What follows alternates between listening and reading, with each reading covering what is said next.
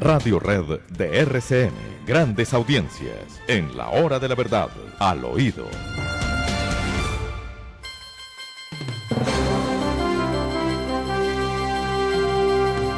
Como siempre, tenemos cosas muy interesantes que contarles a ustedes al oído. Se ha dicho y se ha insistido en ello de la posible participación de María Emma Mejía en las próximas elecciones con el carácter de candidata a la vicepresidencia de Gustavo Petro. Es digno de destacar este acontecimiento que sería inusitado, inaudito. María Emma Mejía con Gustavo Petro. Vaya, vaya, vaya, si sería una cosa bien extraña. Doctor Fernando. ¿Qué noticias hay sobre el particular de Mar? A propósito de ello, resulta que no va como fórmula vicepresidencial. Ya se le consultó a María Emma Mejía si ella estaba realmente interesada en hacer parte del pacto histórico o histérico. Y ella ha dicho, mire, no, la verdad es que no me interesa, yo ya no estoy aspirando a cargos de elección popular, no estoy en la baraja, no me lo han propuesto, no voy, no sé quién se lo inventó. No sé quién se lo inventó, pues seguramente en las toldas de la campaña de Gustavo Petro, que andan desesperadamente buscando un candidato a la vicepresidencia que tranquilice en algo a unos votantes que están realmente alarmados por la posibilidad de que Gustavo Petro sea presidente de Colombia. Entonces, un candidato o una candidata a la vicepresidencia que tranquilice, que le diga a la gente que las cosas no van a ser tan horribles como se desprenden desde las declaraciones de Gustavo Petro, sería para ellos muy consolador, muy tranquilizador. Y esa, supongo yo, es la razón por la que hayan intentado el nombre de María Emma Mejía como candidata a la vicepresidencia de la República. Y muy probablemente, doctor Fernando, ese rumor haya venido de las mismas toldas del Partido Liberal. Recordemos que más de la mitad del Partido Liberal ya se fue con Petro, se fueron senadores significativos como Velasco. A mí me han dicho que Luis Pérez está montado en el paseo de la candidatura de Gustavo Petro. Algunos dicen que Luis Pérez pudiera ser, ese sí, la fórmula vicepresidencial de Gustavo Petro. Otros que conocen a Luis Pérez dicen, no, Luis Pérez es liberal, pero nunca al nivel de Gustavo Petro, porque pues, Gustavo Petro pues, no es liberal, él es una extrema izquierda, que algunos del Partido Liberal se pasean por los lados del pacto histórico porque creen que eso de pronto los hace más progresistas o más interesantes electoralmente hablando. Pero evidentemente pueda pasar que Luis Pérez aparezca y diga, señores, ese lugar es para mí, vamos a ver si se cumple o no se cumple esa posibilidad. Y les cuento muy al oído algo de último minuto, muy al oído. Hay una candidatura que duró más o menos lo que dura un bizcocho en la puerta de un colegio. Ya acaba de caerse esa posible candidatura. Estoy refiriéndome a la candidatura como vicepresidenta de la República de la señora Ochoa. ¿Recuerdan?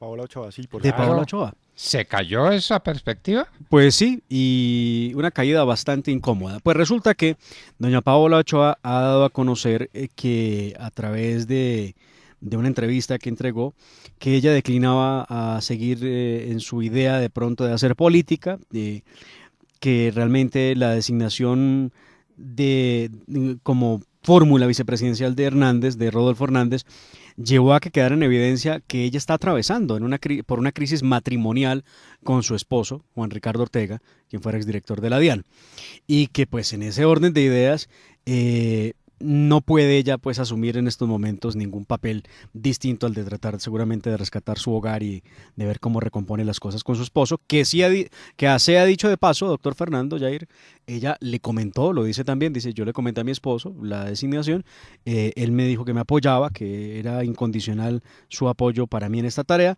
pero pues en la verdad parece que algo no salió bien, el caso es que ella dice, no voy, muchas gracias doctor Hernández, pero hasta aquí llegamos. Así que no duró mucho esa designación. De manera que esas candidaturas a la vicepresidencia nacen muertas.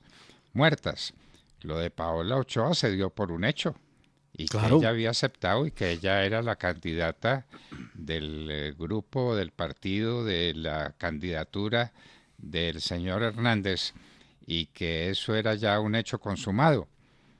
Y entonces ahora viene también lo de María Emma Mejía, de manera que no está fácil encontrar candidatos a la vicepresidencia de la República que de verdad sean atractivos para el elector. No los hay. Y es no que, los no, hay. y es que además hablar de candidaturas a la vicepresidencia cuando ni siquiera se han definido los candidatos a la presidencia de la República, pues sí, es para poner a No, pero sí debería un hecho haberlos. político. Pues. Sí, debería haberlos en el caso de Rodolfo Hernández, debería haberlo en el caso de Gustavo Petro y en el caso de Óscar Iván Zuluaga.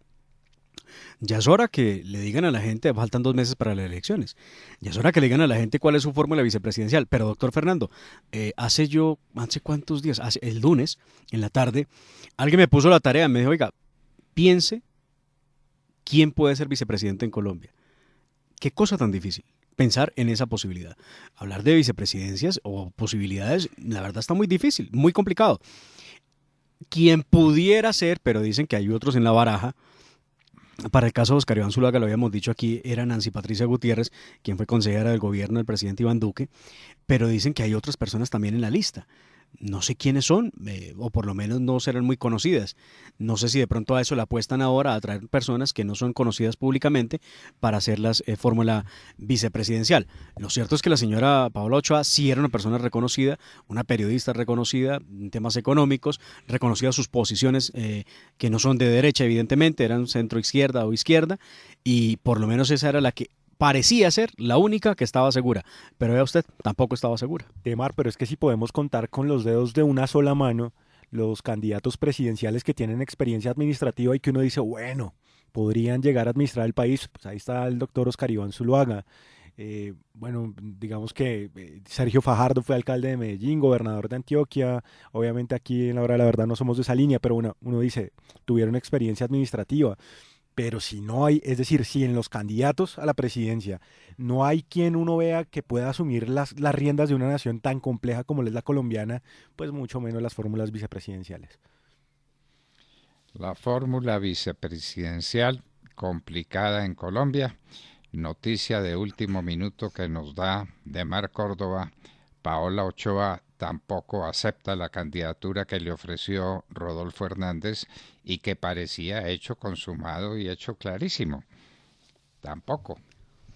Interesante, definitivamente, doctor Fernando, compañeros, esto se tendrá que decantar una vez pasen las elecciones el 13 de marzo, cuando ocurran 2 cosas, y aquí un poquito de pedagogía electoral rápidamente. Los colombianos se van a someter al proceso electoral el día domingo 13 de marzo para 3 efectos. El primero, votar Senado; el segundo, votar la Cámara de Representantes; y el tercer efecto, votar en las consultas interpartidistas.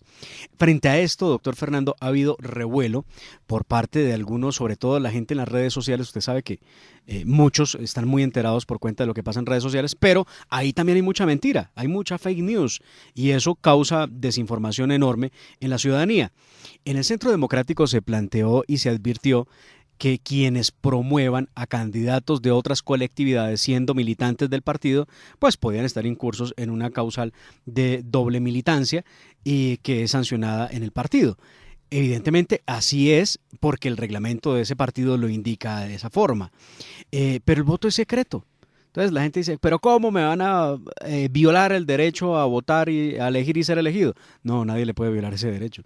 Yo no sé, el que quiera que vaya y vote en la consulta. Usted pide el tarjetón de la consulta que quiera además y vota por el que quiere. Porque pues el voto es secreto. Yo no sé a qué horas inventaron que entonces la gente no podía votar. Eso sí me parece a mí bastante exótico.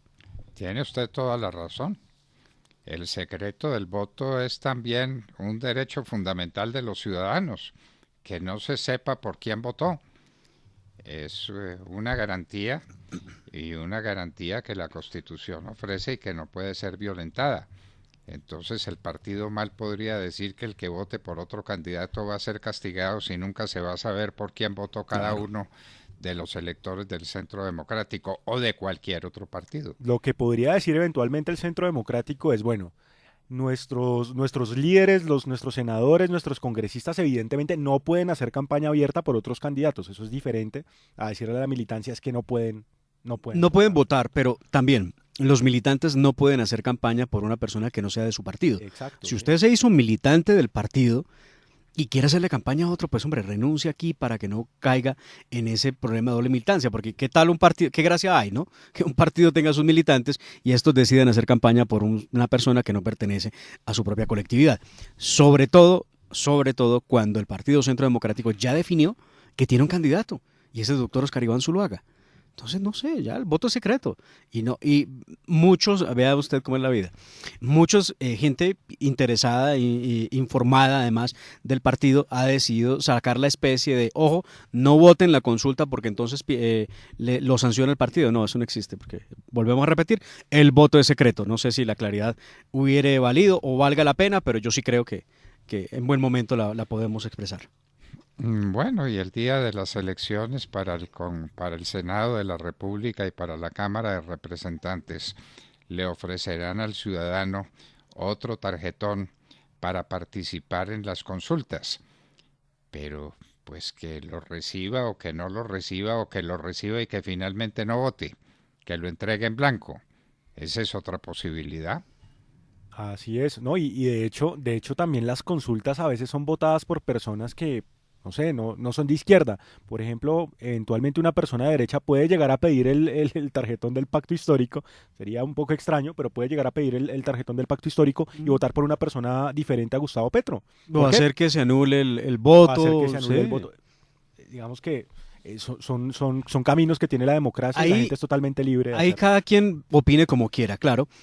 En lo personal, entendiendo que cada votico en las consultas tiene un costo, yo digo, hombre, no sometan el Estado a que le paguen 1.800 pesos a cada uno de estos precandidatos por someterse a una consulta. Me parece a mí, en lo personal. Yo no voy a votar las consultas, por ejemplo, en lo personal. Una cantidad de dinero muy importante si la votación en las consultas es importante. Estamos hablando de muchos millones de pesos gastados por el Estado para resolver el problema de los partidos. El problema de los partidos lo tienen que resolver los partidos y para eso se les da un dinero y ellos decidan internamente y propónganle a los ciudadanos una decisión ya acordada dentro del partido. Pero que sea el ciudadano el día de las elecciones el que tenga que arreglarle el caminado a los partidos, eso es inaudito. Pero además, doctor Fernando, el ciudadano el que trate de arreglar el caminado de los partidos, pero presten atención a este otro fenómeno que yo creo que ha ocurrido muchas veces en Colombia, por cuenta del embeleco de la consulta interna o interpartidista. Y es que si hay grupos organizados políticamente hablando, con militantes, van a votar por el candidato menos fuerte para poder ser derrotado por su candidato que sea fuerte. Entonces va a terminar la gente eligiendo a una persona que no tiene posibilidades a la hora de irse en la primera vuelta presidencial, medirse con los demás candidatos. Eso también existe. Entonces votan la consulta solamente con ese objetivo, eliminar al más fuerte. Demasiado sofisticado eso, además. De hecho, en el 2018, el Centro Democrático se negó a hacer una consulta, digamos, de ese tipo y más bien utilizar el método de las encuestas, que también es muy polémico, precisamente porque pues otra gente podía votar y podría terminar eligiendo el candidato más débil o el que menos querían las bases uribistas. Digamos que pues esa es una discusión que hay, pero de nuevo, es totalmente válido, es totalmente además legítimo, no solo válido sino legítimo, y pues al final cada persona verá cómo lo hace, cómo vota, ¿no? Es que bien decía la senadora Paola Holguín que en Colombia se suele confundir la democracia con el democraterismo. Y es que esto de plantearle a la gente una cantidad de opciones, que la encuesta, que la consulta, es muy difícil, muy difícil. ¿Y por cada voto se da una cantidad de dinero que va para el partido o va para dónde? Para el candidato, 1.800 pesos por cada voto. De manera que los que no participan en la consulta tienen una desventaja obvia con respecto a los partidos que sí tienen consulta. Ah, claro. La desventaja es que no tendrán una financiación del Estado por cada voto que se ponga para resolver el tema de la consulta interna. Una reposición de votos, que es otro asunto, doctor Fernando, que uno sigue sin entender. Mire usted cómo utilizan la idea de recoger firmas para poder hacer una candidatura, y yo esto lo he advertido muchas veces. No hay obligatoriedad en cuentas claras para un una persona que quiere ser candidato a la presidencia que haga ese proceso de recolección de firmas para reportar los gastos de esa campaña, pre-campaña, para recoger las firmas. Entonces termina una persona que recoge firmas haciendo 3 o 4 veces una campaña. 6 meses de campaña. Claro, no, mucho más, 8 meses de campaña, perfectamente, y llega pues muy abonado, porque recogió firmas, pero además gastó dinero que no puede ser reportado y no tendría por qué volarse los topes, aunque se los hubiera volado. Bueno, no gastemos todo nuestro tiempo en ese tema que me parece ya consiguió suficiente ilustración. Vámonos para las declaraciones del doctor Pastrana sobre la candidatura de Gustavo Petro. ¿Qué dijo el doctor Pastrana? Pues doctor Fernando, lo que ha dicho el doctor Andrés Pastrana es que la favorabilidad de Gustavo Petro nunca ha pasado del 30 o del 28%. Entonces él se cuestiona y le cuestiona a los colombianos que de dónde sacan algunos decir que Petro ya es presidente si el 70 o el 72% simplemente no va a votar por él. Me parece que tiene toda la razón. Bueno, vamos a ver si ese 70 o 72% no se queda en su casa ese día y sale a votar por el candidato de sus preferencias, y si ese candidato de sus preferencias es alguien muy distinto a Gustavo Petro, como nos parece que puede suceder y que en sana lógica podría ocurrir. Es que a Gustavo Petro le pasan cositas por encima que uno no entiende cómo. Gustavo Petro era parte activa del partido que asaltó la Corte Suprema de Justicia y que asesinó a sus miembros. Y esa cuenta de cobro no se le ha pasado a Gustavo Petro. Él no participó físicamente porque estaba en la cárcel. Si no hubiera estado en la cárcel, con toda seguridad, hubiera hecho parte del bloque asaltante del Palacio de Justicia, pero fue su partido y nunca lo ha desmentido y nunca ha condenado semejante atrocidad. El partido de Gustavo Petro fue el que asesinó a los magistrados de la Corte Suprema de Justicia. Y ahora, válganos Dios, aparecen los hijos de una de las víctimas denunciando al gobierno de Colombia por el asesinato del que fue víctima su padre. Pues que denuncie a Gustavo Petro y que denuncie a los que participaron en eso, que fueron los de Pablo Escobar y los de Gustavo Petro, aliados. Que esa es otra cosa que no se le cobra a Gustavo Petro. Usted fue aliado, compañero de lucha de Pablo Escobar. Y no, él pasa por encima de eso con una gran tranquilidad, y hay que ver con qué prosopopeya se dirige a la gente desde los escenarios públicos diciéndoles que en su gobierno todo va a ser maravilloso y todo va a estar seguro. Un guerrillero de la peor laya vinculado a Pablo Escobar. Inaudito, pero esas cosas ocurren, y el doctor Pastrana tiene la razón en que Gustavo Petro ya llegó a su techo electoral. Y Marta Lucía Ramírez tiene un punto de vista muy claro sobre la migración de venezolanos a Colombia, que va siendo de unos niveles, hablan de 1.800.000, pero hace mucho tiempo. Claro. ¿Será que esa migración paró o esa migración continúa? Pues doctor Fernando, las cifras de lo que maneja el gobierno nacional es que evidentemente la migración se mantiene. Siguen llegando ciudadanos venezolanos a Colombia buscando refugio. La vicepresidente dijo que en este momento ya Colombia no tiene capacidad de seguir asumiendo la llegada de nuevos migrantes venezolanos. Además, invitó a los países vecinos a que también asuman el éxodo y ayuden, y a que levanten la voz y a que busquen para que entre todos se ejerza la presión necesaria, que de nada va a servir evidentemente para que Nicolás Maduro deje el poder y se restablezca la democracia en ese país, que permita el retorno de ese 1.700.000 venezolanos que dice Migración Colombia hay hoy en nuestro país. 1.700.000 venezolanos que significan educación, salud y no pago de impuestos. Y eso lo estamos asumiendo los colombianos. Y ojo con este dato, yo esto lo había dado ya doctor Fernando, no recuerdo si fue en diciembre. De acuerdo con los reportes oficiales entregados por Registraduría mediante derecho de petición, hoy en Colombia hay cerca de 290.000 ciudadanos venezolanos habilitados para poder participar en estas elecciones. Y el presidente de la República... Lo que no es poco, esos son 1 o 2 senadores.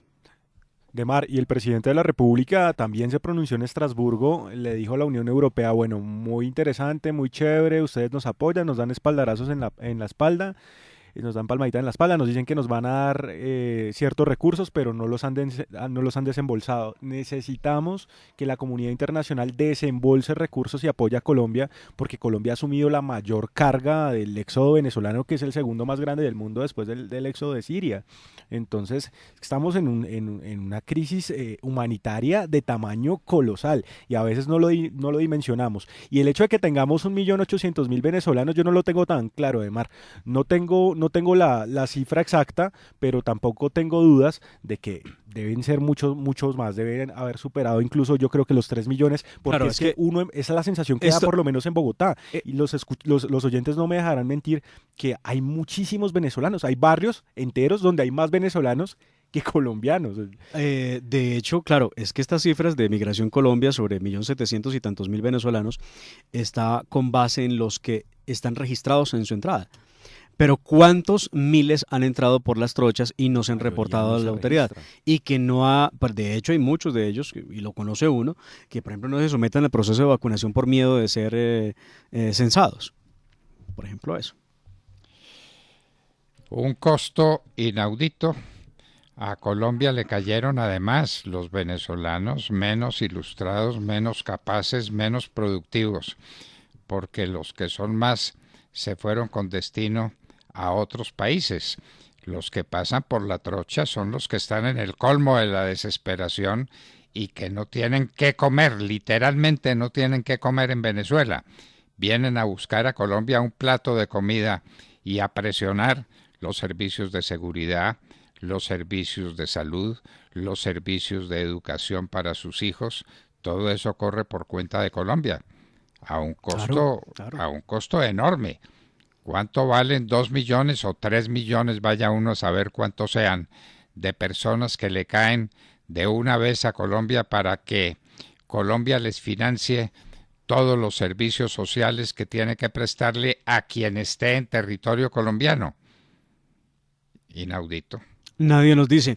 Y ayer un hecho, doctor Fernando, preocupante, y que yo no sé si estos amigos de Sergio Fajardo entenderán que muchos de estos sujetos son alentados por fuerzas de la izquierda en Colombia. Sergio Fajardo denunció ayer que encapuchados lo obligaron a abandonar a la fuerza la Universidad Tecnológica de Pereira. Estábamos invitados a la Universidad Tecnológica, íbamos caminando por el campus con toda tranquilidad y de repente explotó una especie de papa bomba y aparecieron 4 muchachos todos vestidos de negro, encapuchados, y me dijeron que me tenía que ir, que yo no podía estar ahí. Es lo que ha dicho Sergio Fajardo, que a su vez ha expresado que esto no lo va a detener en su campaña, que siente una profunda lástima por esa demostración de odio que existe.